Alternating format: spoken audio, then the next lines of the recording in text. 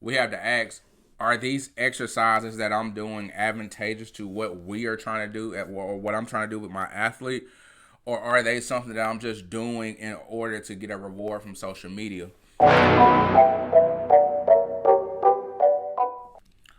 What's good, everybody? I'm Justin Miller, owner of Legends of Athletics, back with another episode. If you like the content, don't forget to like, share, comment, and subscribe.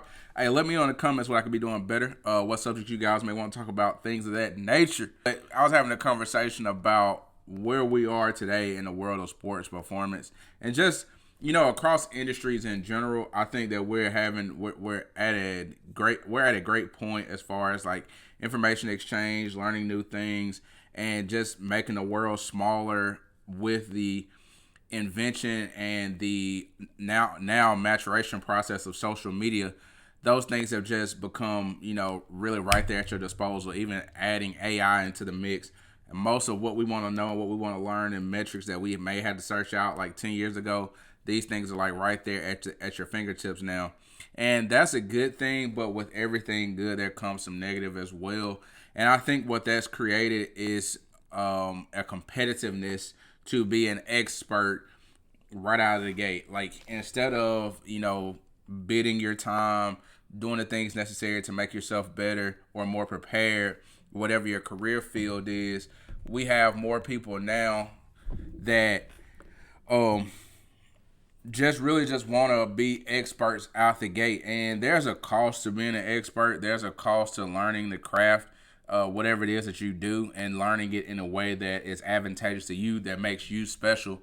What I see within sports performance, to keep it in my lane and in my niche, what I see in sports performance is a lot of people that they copy paste what other people do to the T, and there's no creativity.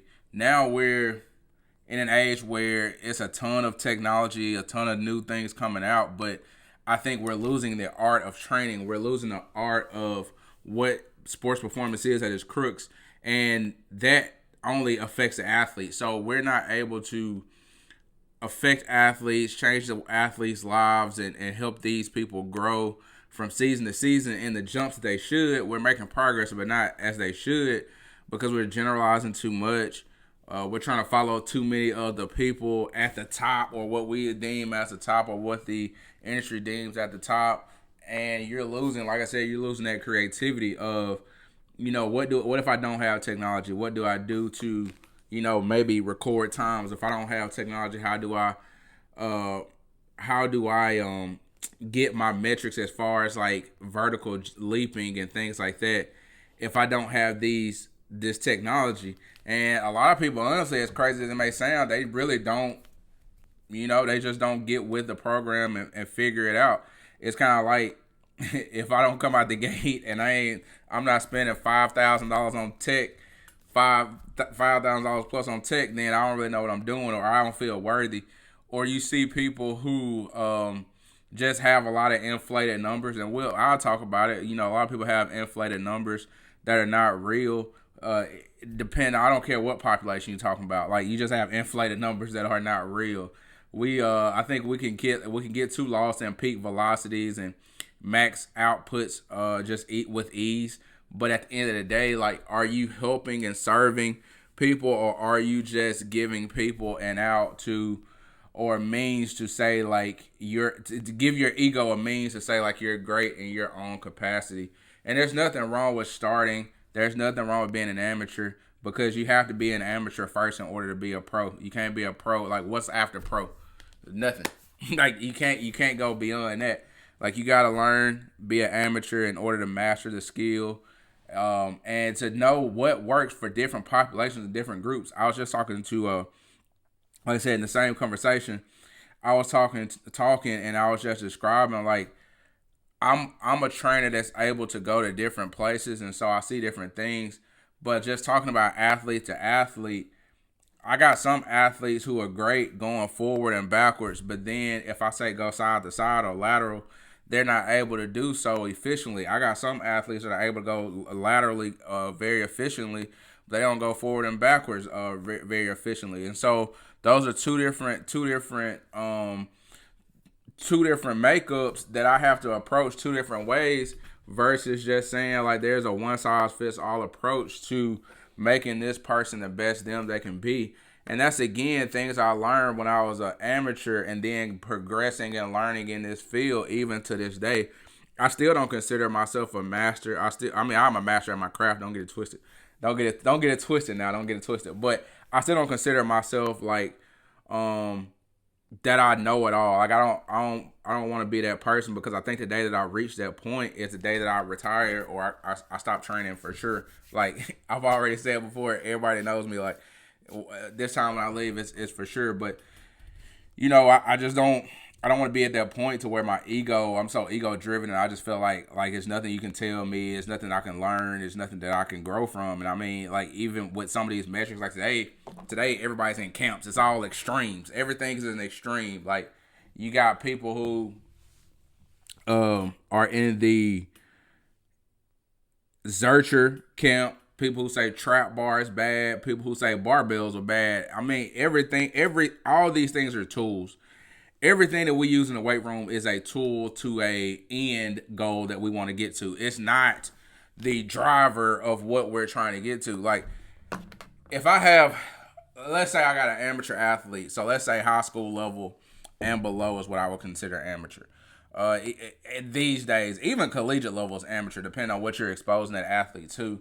But let's say I got an athlete, high school level. By 12th grade, they've probably played their sport. If you started playing at age 8 and let's say they're 17, 18, then they played their sport for 9 to 10 years by that point. Meaning they probably had some wear and tear. They probably had different things happen at that point. That just comes with the nature of the game. But what we kind of get mixed up is I think we take the beginner, the amateur athlete, and we put them in professional athlete category. Of course, if I have a professional athlete coming out of a season year 2, year 3, we probably ain't back squatting. Like let's use common sense. We're probably not back squatting at that point, because what would be the point? You've already gained probably most of the strength that you're going to gain, especially coming out of college, like because you're going to get pushed again in the weight room. So you're probably maxed out, if not close to maxed out as far as strength goes there. And then I'm probably got to account for injuries. So, like, if this athlete plays football and they play a high contact position, well, if they come out of the season with a lot of wear and tear on the hips, a lot of wear and tear on their back, their neck, things like that, clearly I'm not using a barbell to do back squats and boost my ego or their ego in the process to say, hey, everybody look at my back squat variation. It's the same as with a lot of exercise variations as well. I know that social media rewards those that can retain attention, retain their audience, and create a cult following in a way. But even with those things, we have to ask, are these exercises that I'm doing advantageous to what we are trying to do or what I'm trying to do with my athlete?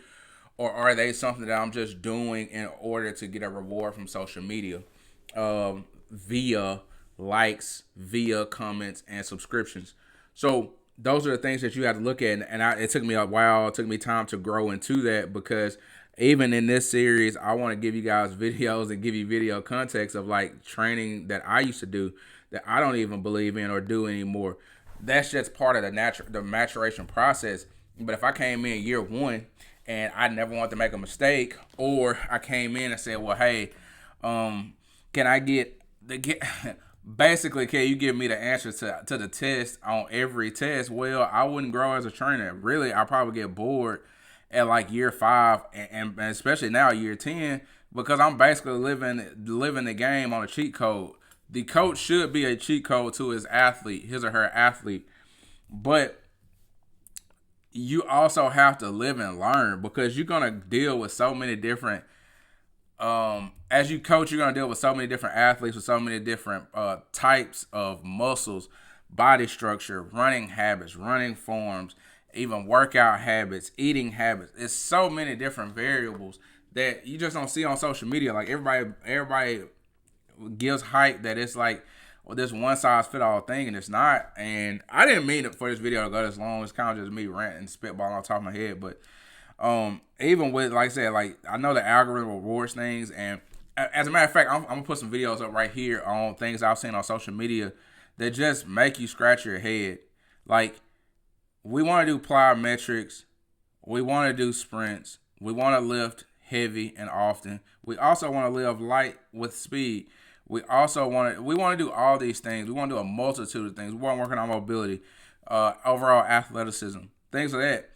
But when training, there's no point in risking injury for the sake of and exercise. You shouldn't really get injured in a weight room due to just basic exercise. Like, if you're in there with somebody that's certified, or you're in there with someone who is very, very experienced, but someone who's very experienced and aware and knows what they're doing, you should be in good hands. But when we start playing with all these different concepts that are not proven, or playing with these concepts that are just something we're kind of conjuring up for the sake of eyeballs, we're doing the athlete a disservice again.